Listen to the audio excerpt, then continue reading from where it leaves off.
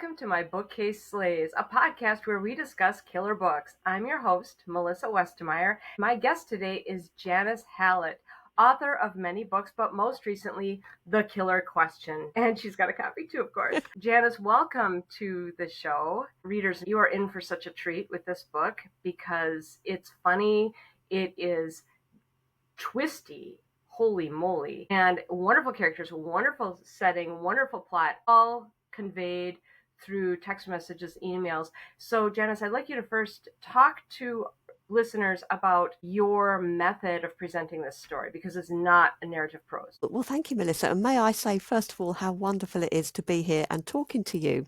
I'm very, very pleased to be on this podcast. Yes, The Killer Question has been out for a couple of weeks now, and it is a murder mystery set in the world of pub quizzing, which I think in America is more familiarly called bar trivia. It's quizzes. If when you go out for the evening, you might win a prize by taking part in a quiz. And that's quite a popular thing over here in the UK. Now, we are with two publicans called Sue and Mal.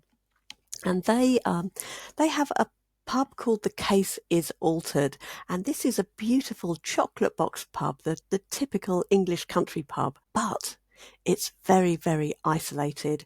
It's down a country lane, it's by a river, it's in the middle of a wood, and they've built a bypass, so there's no passing traffic anymore. Sue and Mal have had to get creative to build their clientele, and how they've done that is to establish a weekly quiz on a Monday night.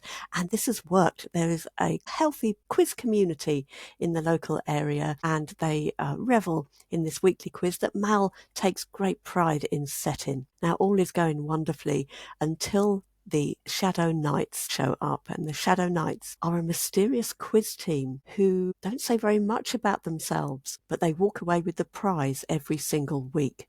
They win all the time, and with almost full marks, which that winds Mal up something terrible. And while all the other quiz teams are wound up by the fact that they can no longer win. And so the Shadow Knights are causing trouble. And then a body is pulled from the local river, and it's the body of a cheat, someone who was thrown out of the pub a couple of weeks earlier for cheating. And that brings me to when we started reading the book. We are being led through this story by Sue and Mal's nephew. He is standing in The Case is Altered, which is now derelict. It's 5 years later, and he's desperate for Netflix to make a true crime documentary about what happened to Sue and Mal after that body was pulled from the river. And that's all I can say at the moment. That framed narration of him presenting the podcast, like, I got so engrossed in the story that sometimes I forgot, oh yeah, he's spooling this out to the Netflix producer, and I am like, oh, that's right. He's putting things in order for us. Exactly. He's only revealing certain things when you need to hear them. He holds back some information from us and from the producer because he's trying to recreate the kind of revelations that might be in a Netflix true crime series where you'd perhaps not reveal everything in episodes 1, 2, or 3. You'd leave a few details for later on. And there are quite a lot of revelations to come. I've only really been able to tell you the bare bones, no pun intended, of the story. There are so many revelations, and we do jump a little bit back and forth in time, not so that it was confusing, but you bring in so many different worlds into this book. I was just fascinated by how you wove them all together. You must be a plotter as a writer. There's no way you pantsed through this thing. Yeah, I'm a pantser. I am a pantser. But I have to say, yeah, there are 3 timelines actually in this book. 2014, 2019 when the quiz takes place, and roughly today, so 2025. Post-COVID. Roughly, yeah, post-COVID anyway. So yeah, I had to juggle all of that. When I wrote my first draft, I didn't make any plans at all. This is how I normally write the first draft of all of my novels. I've got a basic idea, usually the top line that I gave you at the start, a murder mystery set in the world of pub quizzing. That was all I knew.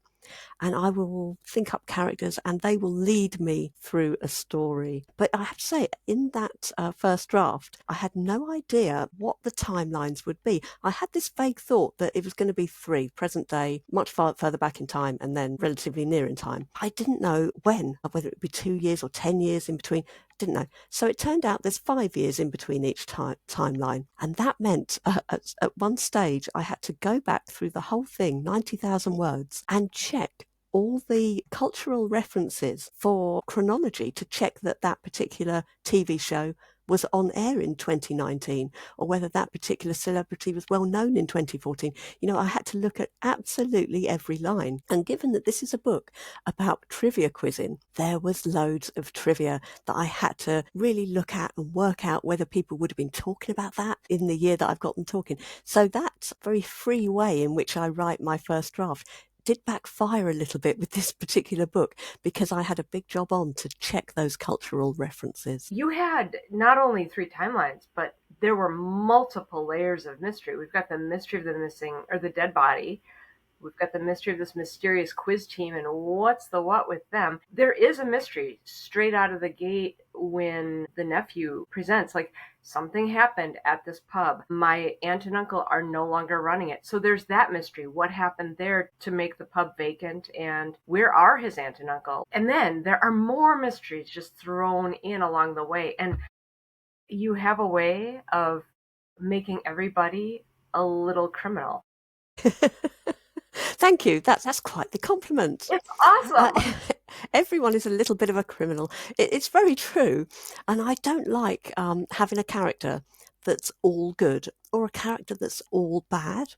It doesn't feel real to me. So if I do have a character that's kind of good, that's someone we're with, I like to give them something that's a bit negative about them. And likewise, if I've got a baddie, I'll give them a really good quality or make them do something really good so that we're always a little bit ambiguous about everybody, but also that everybody feels normal, feels like real people. And I also make sure I give everybody an arc, even the tiniest character that might only appear 2 or 3 times. I try and give them a bit of a story across the whole story. That comes from screenwriting. I have to admit that we were always taught to give every character an arc, and I continue to do that in my novels. That is one of the reasons why your books are so rich, because even though you are presenting everything through dialogue, basically, right? It's text and email dialogue, but it's conversation based. Every single character is so rich off the page that we never get a physical description of them necessarily. What we get are their inside stories. There's the petty little squabbles, right? Yeah. You do those so stinking well. Like, there's this whole world of drama with the quiz teams, and then there's the separate world of drama with the pub organization. Mm-hmm. Yep. Talk about that for a minute and how you created those 2 different universes to play in. Yeah, there's another universe as well that I think I can tell you about. It's about Sue and Mal's background. I mean, they haven't always run a pub. In 2014, they were both police officers in a relatively sleepy northern town. Cases Altered is set in the south of England. And while they were these police officers, they were caught up in a secret operation that went, you're led to believe, catastrophically wrong. And 5 years later, they were running this pub. So there's that mystery as well. We don't know whether something from there has caught up with them in their present day in 2019. And so I had these 3 timelines to juggle, and keeping them at the front of my mind was certainly helped by threading those characters through all 3. And keeping them in my head while I was working on them was much easier than you'd imagine. I mean, I don't know how you'd think someone would be keeping all of that in their head, but I could. And it's very strange, and I can't really explain the creative process, but it kind of works at the moment for me. And you are able to get a voice even in each text message from each individual character. And there are a ton of characters in this book, but each of them came through all by themselves, which was just nothing short of a miracle. Thank you. I mean, I spend a lot of time on that in my subsequent edits. I think in that first draft, some characters come very quickly. They almost arrive fully formed. I think Sue and Mal did, and so even some of the smaller characters do as well. Whereas others, I think, build up a bit longer over 2 or 3 drafts, and by the end of the production process, I've got a character for them rather than the instant characters. So I pay a lot of attention to what everybody says, and particularly what they say to other characters, because that can reveal their character a lot more. It's something. I do pay a lot of attention to that, I have to admit. There is an interplay between the characters, but then there's an interplay between the bigger story that's happening at the same time.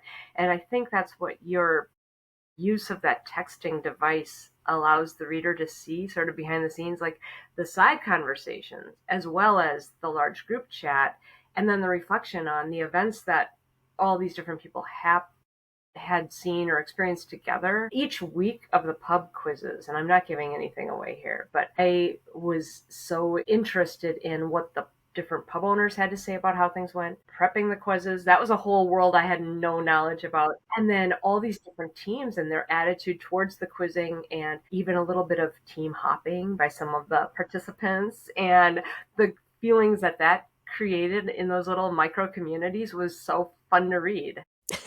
That community of other publicans, they all belong to the same brewery, but they each run their own separate pubs, and they all run quizzes. They have to coordinate so that those that are using prescribed quizzes from the brewery don't use the same quiz in a week, and so therefore people don't cheat. They don't go from quiz to quiz knowing the answers.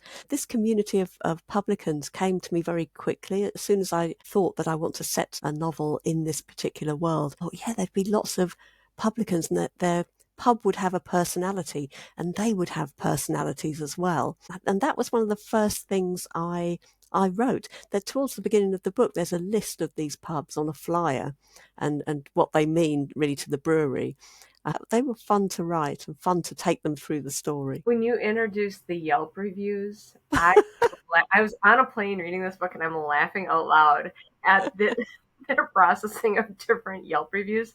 The one in particular of they were such fun to write. They were such fun, and they were quite a late edition. People in the publishing company read the book, and some of the late feedback was that we didn't see the publicans in anything other really than these email exchanges. Could we see them in another way? And I thought, wow, wouldn't it be amazing to see their 1-star reviews and to see how each of them deal with them? Because not only do we get these 1-star reviews, we get their response. There's always a right to reply on these apps. And so we see how they reply to people with the most astonishing, angry, and yet very unreasonable 1-star reviews. It's quite cathartic for me to write, because I think all us authors, we have quite a relationship with the star rating system, because we can sometimes fall foul of that on various online communities, and it's sometimes quite funny to read the 1-star reviews. It's the most healthy thing you can do, I think, is to find your 1-star reviews funny, and that's what these publicans do. Yeah, they were hilarious. They were their own ecosystem of people, and they were also different, really easy to keep track of, but also really fun to read. Thank you. Yeah, they're among my favourite characters, I think. Was there a scene that didn't make it into the book? Not that I recall. No. Wow. Did I even cut out any characters? And none actually come to mind. I did at my structural edit stage, I did have to rewrite the scenes from 2014 because the book was too long, and the feedback was from my editor that those scenes were the ones where things could change. She liked the pub quiz side of the story, but the earlier scenes were detracting, and so I suppose I altered the balance of the two, and to bring out the pub quizzes. But that's really the only change I can think of. No, it was pretty good experience writing this. Who would be the character that you would most love to hang with? Oh, Fiona. Yeah. Now, Fiona is probably just about the youngest character in the book. She's 19, and she finds herself on a quiz team with not only a lot of boomers, but also her housing officer from the council, who is trying to find her a house. So she has to go. She has to be on his team if he asks her, because this team is determined to beat the Shadow Knights, and they think diversity of age is going to do it for them. So they've been whole strategy. They've gone out looking for a young person, and Andy, who's a housing officer for young people, has brought her along to answer questions about Disney princesses, R&B, reality television, and all these things that the older people don't actually watch or listen to. So poor Fiona is stuck on this team that she has to be on, and she's not an enthusiastic texter with this No. team. She's in the WhatsApp group, and pretty much all she will text is one letter in response to anything. So she'll just put K to mean yes or okay. And Andy, her housing officer, finds himself explaining what she means by K with about 3 or 4 sentences, and it's quite entertaining to read their relationship there. So Fiona is one of my favourite characters. She holds back. Yeah, and you understand because of her circumstances, she holds back, but that Yep. does make you want to get to know her better. Absolutely. And without giving too much away, we will get to know her a bit better. Yep. Yeah. So which pub would you hang out at in this Goodness, world? I mean, I wouldn't mind the cases altered. I'd like to do Mal's quiz. I think he'd do a good quiz, would Mal. I think the Rainbow. If I wanted a a night out, Rainbow, the gay club that's the star in the crown of the brewery because it's the most successful city centre pub. I think if I wanted a really hedonistic night out, I'd go to the Rainbow. If I was on a long drive, I might stop off at the Lusty Lass, which is a roadside pub, and it's also haunted. So I'd maybe stay the night there and see the ghost. Is there any possibility of a spin-off from this book? Well, who knows? I mean, you never Okay. know, do you? I would never say never about anything. Um, yeah, certain characters, I guess, wouldn't be in it, but I can't say any more than that. But hey, I'm sure each of those pubs has a story in them. So Yes. hey, who knows? The other thing that was so brilliant about this book, because everything's sort of out here, far away from each other, and you bring it all tight at the end. I kept wondering, as a mystery reader, at the end, everything has to interweave somehow. And that to me was one of the most delicious parts about this read is it was also disparate, and then how you contrived to pull the whole gang in the room at the end for the big reveals. Thank you. Yes, that was a feat. It was a feat to I get bet. everyone together. But again, a huge fun to write.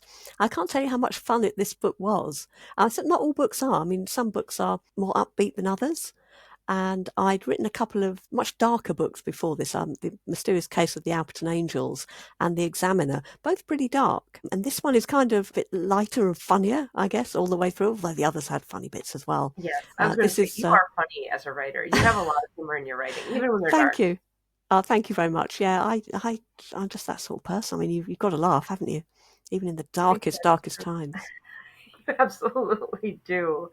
So, what are you reading these days, Janice? What am I reading these days? I'm lucky. I get to read books before they come out, so I'm reading books that won't be out until next year. What have I've read recently? The Vanishing Place by Zoe Rankin. I think that might be out actually in America. That was good. I love myself a wilderness thriller very Oh, much. I got A Bad Place by Frances Crawford.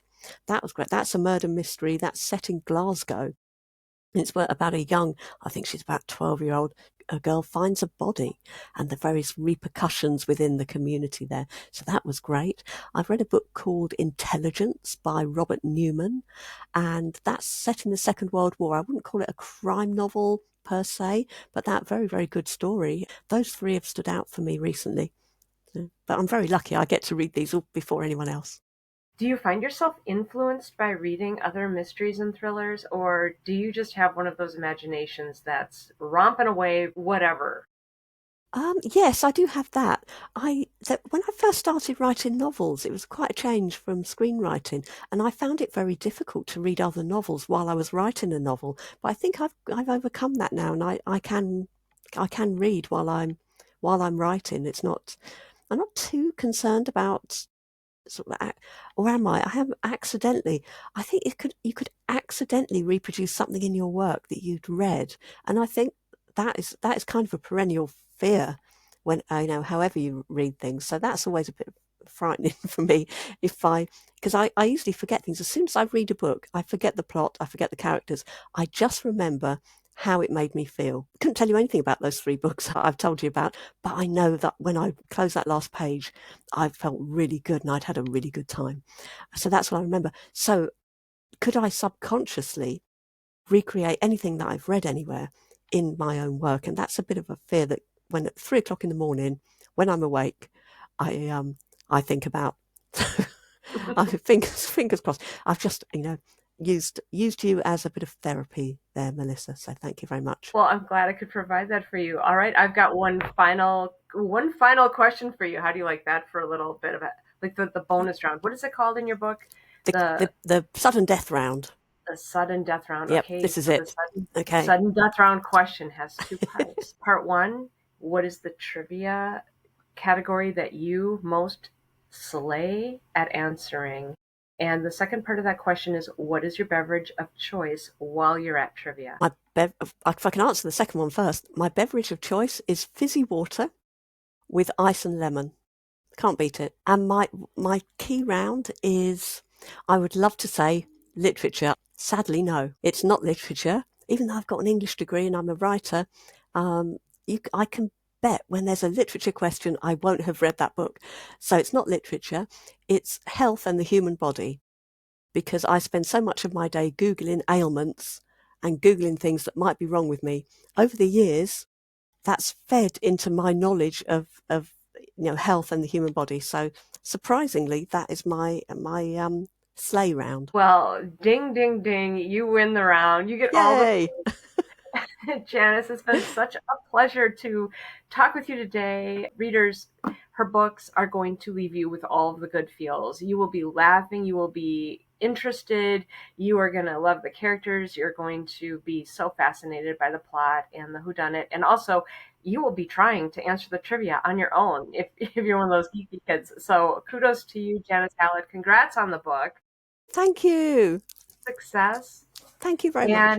And thank you to the Authors on the Air Global Radio Network for being part of the production of this show. Thank you. Thank you, everyone. And thank you, Melissa. It's been a joy. Thanks.